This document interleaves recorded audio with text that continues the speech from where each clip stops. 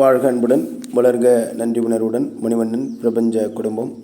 இன்று நாம் 4வது நாளாக இன்றைய அந்த தொடர்ச்சியை நாம் பார்க்கின்றோம். நேற்று நாம் பார்த்த அந்த விடயங்கள் 15/4/1981 அன்றைய தினம் நடந்த நிகழ்வுகளை அவர்கள் எழுதியிருந்தது. அதாவது இது அந்த பிஸ்பி மற்றும் ரத்து இவர்கள் ஆன்ம உலகில், அதாவது ஆவிகளா இறந்ததற்கு பின்பு அவர்கள் தங்களுடைய பெற்றோர்களுடன், அவர்களுக்கு எழுத படிக்க தெரியாத அந்த பெற்றோர்களுடன் அவர்கள் கொண்ட அந்த தொடர்புகளின் மூலமாக எழுதப்பட்ட இந்த புத்தகம். அது அவர்கள் இந்த மனிதர்களுக்கும் இந்த மனித சமுதாயத்திற்கும் என்ன மாதிரியான தகவல்களை கொடுக்க வேண்டும், எந்த உண்மைகளை தெரிவிக்க வேண்டும் என்று விரும்பினார்களோ அதை தங்களுடைய தயாரின் மூலமாக இந்த தகவல்களை இங்கே நமக்கு தெரியப்படுத்தியிருக்கிறார்கள் என்பதுதான் அந்த புத்தகத்தில் கொடுக்கப்பட்டுள்ள விவரங்கள். சரி, இன்று நியாயம் என்ற ஒரு தலைப்பில் அவர்கள் கொடுக்கப்பட்டிருக்க விடயங்கள். அவங்க என்ன சொல்கிறாங்க அப்படின்னு கேட்டிங்கன்னா, நம்மளுடைய செயல்கள் சரியா அல்லது தவறா அப்படிங்கிறதுக்கு கடவுளுக்கு எந்த ஆதாரமும் தேவையில்லை. ஏன் அப்படின்னா, கடவுளுடைய நியாயமும் அல்லது அவருடைய தீர்ப்பும் என்ன அப்படின்னா அப்பழுக்கற்றதாக இருக்கும். அதில் எந்த விதமான மாறுபாடுமே இருக்காது. இப்போ இங்கே இருக்கக்கூடிய நீதிபதிகள்லாம் கூட அவங்க என்ன சொல்கிறாங்க அப்படின்னா, உங்கள் உலகத்தில் இருக்கக்கூடிய நீதிபதிகள்லாம் கூட அவர்களுடைய தீர்ப்புகள் கூட உண்மையாக இருக்கணுங்கிற அவசியம் இல்லை. ஆனால் இங்கே கடவுளுடைய தீர்ப்புகள் எப்படி இருக்கும் அப்படின்னு கேட்டிங்கன்னா ரொம்ப சரியாக இருக்கும் அப்படின்னு சொல்கிறாங்க. அதேமாரி உங்களை ஏன் உங்களால் அப்படி சர முடியுது அப்படின்னா, உங்களை உள்ளும் உங்களுக்கு வெளியிலும் முழுமையாக அறிந்திருந்தவர் அந்த கடவுள். அதேமாரி நீங்கள் சக மனிதர், உங்களோட பக்கத்தில் இருக்க மனிதர்கள்ட்ட எல்லாம் எதை வேணால் மறைக்கிறதுக்கு முயற்சி பண்ணலாம். அது அவங்களுக்கு தெரியாமலே இருக்கவும் கூடும். ஆனால் கடவுள்கிட்டேருந்து ஒரு துளி விவரத்தை கூட உங்களால் மறைக்க முடியாது அப்படின்னு சொல்கிறாங்க. அதேமாரி பார்த்திங்க அப்படின்னா, அதனால தான் அவங்களுடைய தீர்ப்பு ரொம்ப கச்சிதமாக இருக்கும். நிறைய முறைகள், அதிகமான தடவைகள் உங்களுக்கு நீங்கள் தவறுகள்லாம் செஞ்சப்போ கூட உங்களுக்கு எந்த தண்டனையும் வழங்கப்படுறதில்லை. ஏன் அப்படின்னா, அது ஒரு மன்னிப்பு, நீங்கள் திருந்துவதற்கு இல்லை மாறுவதற்கான அவகாசம். ஆனால் நாம் அதை என்னவா எடுத்துக்கிறோம் அப்படின்னா, நம்ம பண்ணுறதெல்லாம் கரெக்டு, அதனால தான் நமக்கு எதுவுமே நடக்கிறதில்ல அப்படிங்கிற மாதிரி நாம் எடுத்துகிட்டு இன்னும் அதிகமாக பண்ண ஆரம்பிச்சிடுறோம். அந்த மாதிரி பண்ணுறப்ப உங்களுக்கான தீர்ப்பு கொடுக்கின்ற பொழுது நம்ம கடவுளை அப்போ வேண்டுறோம். அப்போது தீர்ப்பு கொடுக்குற நேரத்தில் எந்த விதமான உங்களுக்கான அவகாசமும் வழங்கப்படுறதில்லை அப்படின்னு சொல்கிறாங்க. அதேமாரி பார்த்திங்க அப்படின்னா, இதை நீங்கள் நம்பினீங்க அப்படின்னா கண்டிப்பாக நீங்கள் ரொம்ப சரியான நபராக இருப்பீங்க. ஒரு மனிதாபிமானத்துடன் நம்ம நடக்கக்கூடிய வாழ்க்கையாக அது இருக்கணும் அப்படின்னு சொல்கிறாங்க. நம்மளை மேம்படுத்தி கொள்வதற்கு நம்ம முயற்சி பண்ணணும். ஏன் அப்படின்னா, இங்கே இருக்கக்கூடிய எந்த மனிதனும் கச்சிதமானவர்கள் அல்ல. அதேமாரி ஆவி உலகத்தில் இருக்கக்கூடிய எல்லா ஆன்மாக்களுமே ரொம்ப சரியாக இருக்கிறவங்கன்னு சொல்ல முடியாது. ஆனால் நாம் என்ன பண்ணுறோம் அப்படின்னா, மோசமானதை கைவிட்டு கச்சிதமாக ஆவதற்காக நாம் என்ன பண்ணுறோன்னா கடுமையான முயற்சி பண்ணிகிட்ருக்கோம் எல்லாருமே. இப்போ நீங்கள் உங்கள் உலகத்தில் இருந்து முயற்சி பண்ணிகிட்ருக்கிறீங்க, இங்கே ஆவி உலகத்தில் இருந்து நாங்களும் அதற்கான முயற்சியை பண்ணிகிட்டே இருக்கிறோம். ஏன் அப்படின்னு கேட்டிங்கன்னா, நம்ம இந்த செய்திகளை சொல்கிறதன் மூலயமா நம்மளுடைய சக மனிதர்கள் ஒருபோதும் தவறிழைக்காமல் அவர்கள் நல்ல வழிக்கு திருந்துவதற்கு நீங்கள் அவங்களுக்கு உதவி செய்கிறீங்க. ஒருவேளை நீங்களும் மற்றவங்கள்ட்ட என்ன அப்படின்னு கேட்டிங்கன்னா, அன்பு இல்லாமல் நடந்துக்காதீங்க. எப்பயுமே அவங்கக்கிட்ட நடக்கக்கூடிய விஷயங்களை ஒரு அன்போடு நடந்துக்குங்க.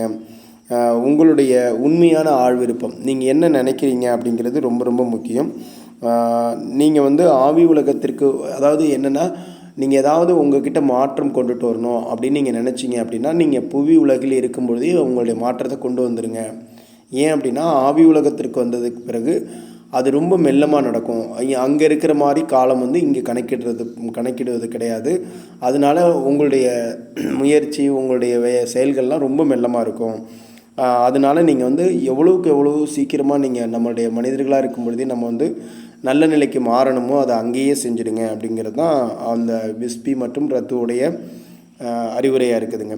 அதேமாரி அவங்க என்ன சொல்கிறாங்க அப்படின்னு கேட்டிங்கன்னா, ஆவிகளுடனான உரையாடல்கள்.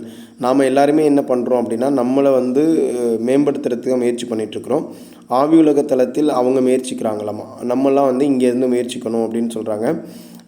ஏன்னா எங்களால் என்ன பண்ண முடியும் அப்படின்னு கேட்டிங்கன்னா, அனைத்து உண்மைகளையும் எங்களால் தெரிஞ்சுக்க முடியும் கிட்டத்தட்ட. ஆனால் உங்களால் எல்லாத்தையுமே தெரிஞ்சுக்க முடியாது. அதேமாரி வந்து பார்த்திங்கன்னா உங்களுடைய சக மனிதர்கள் வந்து எவ்வளோ மோசமானவங்க நல்லவங்க அப்படிங்கிறத உங்களால் அறிய முடியாது. ஆனால் நாங்கள் இங்கேருந்து பார்க்கும்பொழுது எங்களால் அதை சரியாக அறிய முடியும். எது நல்ல ஆன்மா எது தீய ஆன்மா அப்படிங்கிறத எங்களால் அறிய முடியும். அதேமாரி வந்து பார்த்திங்க அப்படின்னா அடுத்தவங்களுடைய மனதில் இருக்கக்கூடிய விஷயங்களை நம்மளால் உங்களால் அறிஞ்சு கொள்ள முடியாது. ஆனால் நாங்கள் அதை தெரிஞ்சுக்குவோம். கிட்டத்தட்ட எங்களால் ஓரளவுக்கு அதை வந்து தெரிஞ்சுக்க முடியும் அப்படின்னு சொல்கிறாங்க. அதேமாரி வந்து பார்த்திங்க அப்படின்னா நாங்கள் பேசுகிறதையோ அல்லது நாங்கள் கேட்குறதையோ உங்களால் பார்க்க முடியாது. ஆனால் நீங்கள் பேசிகிட்டு இருக்கிறதையும் நீங்கள் கேட்குறதையும் எங்களால் நீங்கள் சொல்கிறதையும் நீங்கள் வந்து எங்களை பற்றி என்ன நினைக்கிறீங்க அப்படிங்கிறதையும் எங்களால் வந்து அறிஞ்சிக்க முடியும் அப்படின்னு சொல்கிறாங்க. தெரிந்து கொள்ள முடியும் அப்படின்னு சொல்கிறாங்க. அதேமாரி வந்து பார்த்திங்கன்னா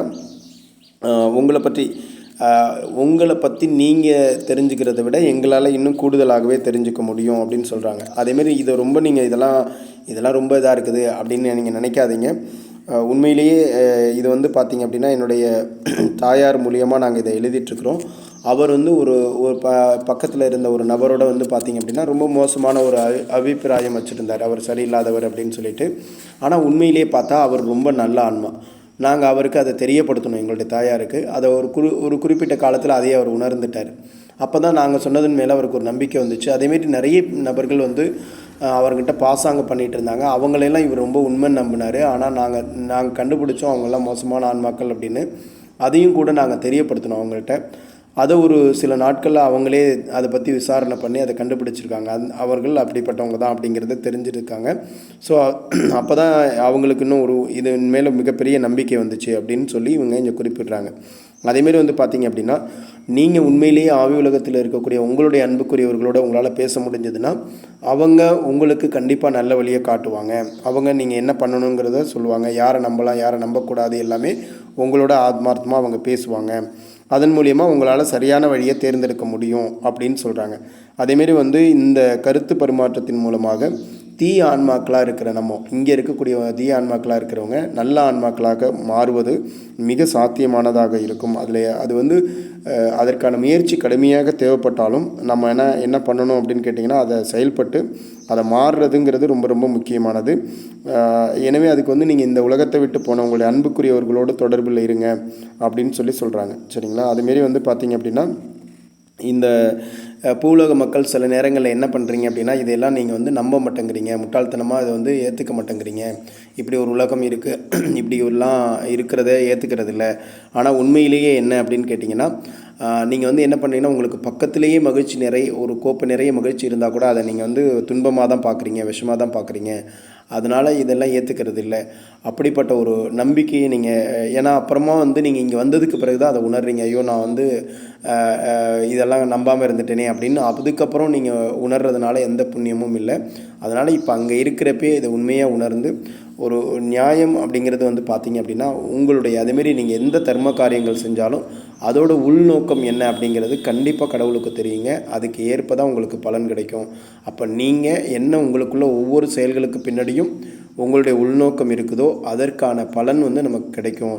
அப்போ நாம் நல்ல ஆன்மாவாக இருக்கிறோமா இல்லையா அப்படிங்கிறத கடவுளால் கண்டிப்பாக கணிக்க முடியுங்க. அதனால் நாம் நல்ல ஆன்மாக்களாக இருப்பதற்கு முயற்சி பண்ணுவோம். அதற்கான வேலைகளை நம்ம பண்ணுவோம். நன்றி.